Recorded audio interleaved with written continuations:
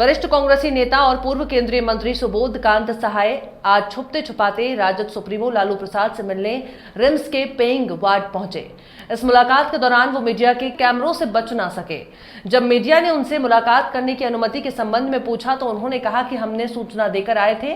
पूर्व केंद्रीय मंत्री सुबोध कांत सहाय आज रिम्स में इलाजरत लालू प्रसाद यादव से मिलने रिम्स पहुंचे, लेकिन जिस रास्ते में सुरक्षा कर्मी होते हैं वहां से वे अंदर नहीं जा पाए और पीछे का रास्ता अपनाया क्योंकि उन्होंने परमिशन नहीं दी थी। सुरक्षा में तैनात सुरक्षा कर्मियों ने बताया कि उनको इस मुलाकात के बारे में कुछ भी नहीं पता। वहीं मुलाकात कर बाहर आते सुबोध कांत सहाय ने जब पत्रकारों से सवाल किया तो वे बचते नजर आए। मीडिया ने उनसे जब सवाल किया तो वो बचते नजर आए और कहा कि हमने सूचना दे दी थी, सूचना के बिना मैं कोई काम नहीं करता। बिहार चुनाव पर बताया कि बीजेपी के विरोध में अगर कोई बंदर भी होगा तो हम उसके साथ खड़े हैं। तो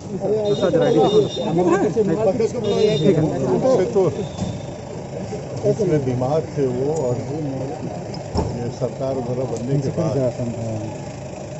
मुलाकात नहीं हुई थी। इधर देखिए, तो स्वास्थ्य के बारे में ही मैं समझता हूँ, स्वास्थ्य के बारे में ही ज़्यादा महत्वपूर्ण बातें थी।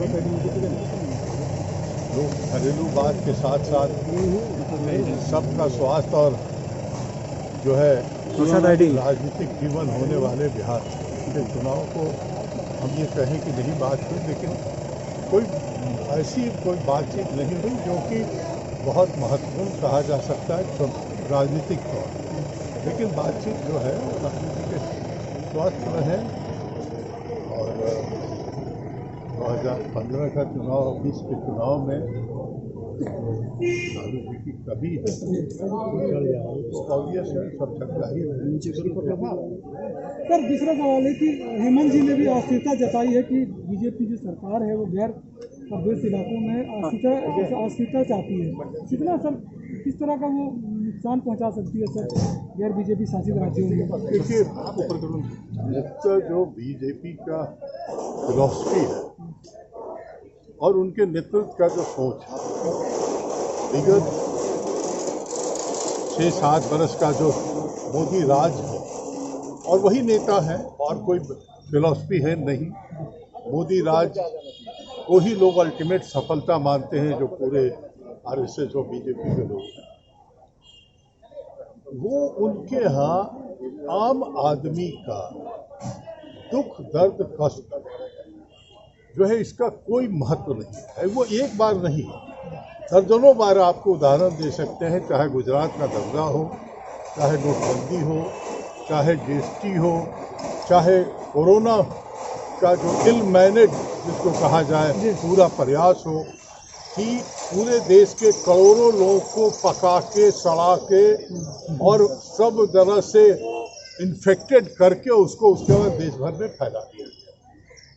अगर किसी को पता होता कि मेरा देश जो है वो रोज कमाओ खाओ वालों का भी एक बड़ी तादाद है, खाली जीडीपी और जीडीपी से नहीं होता है, ये बिलो पॉवर्टी लाइन वाले जो लोग हैं इनके बारे में अगर सोचे होते तो जैसे प्लेन पे चढ़ने वालों को 2-4-10 दिन का टाइम दे दिए थे, ट्रेन पे भी चढ़ने वालों को टाइम दे सकते। इसीलिए जो कहा जाए कि इस तरह का तनाव, टकराव उनको अच्छा लगता है। इसी से वो समझते हैं कि ग्रोथ, चाहे वो धर्म के उन्माद के नाम पे हो, चाहे संप्रदाय के उन्माद के नाम पे हो, यही उनका मुख्य जो है ग्रोथ का, उनके स्वास्थ्य का मुख्य जो है वो खुराक। चाइना के साथ डील करने के सुबोध कांत साहब बिहार से भी चुनाव लड़ने के मूड में है क्या सर? पहले तो आप लोगों ने देखो कोई छापा हुआ था, पता नहीं क्या क्या।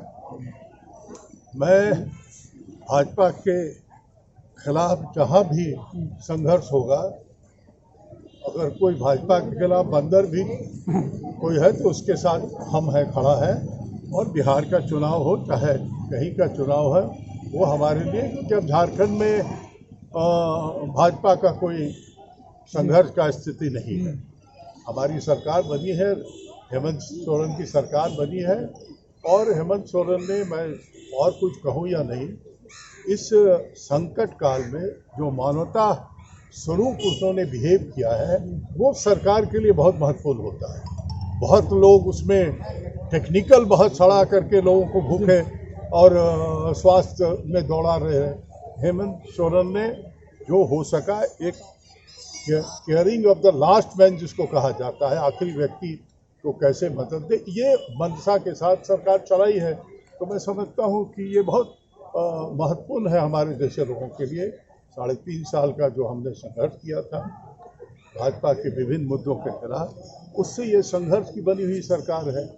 जो मुद्दे संघर्ष के थे वो आज हेमंत सोरेन के एजेंडा का पार्ट बनेगा, हमारा यही सोच है। तो इसलिए बिहार में हो या जहाँ भी भाजपा के खिलाफ लड़ाई हो, सुबोध वहाँ जाएगा, चुनाव लड़ने के लिए नहीं।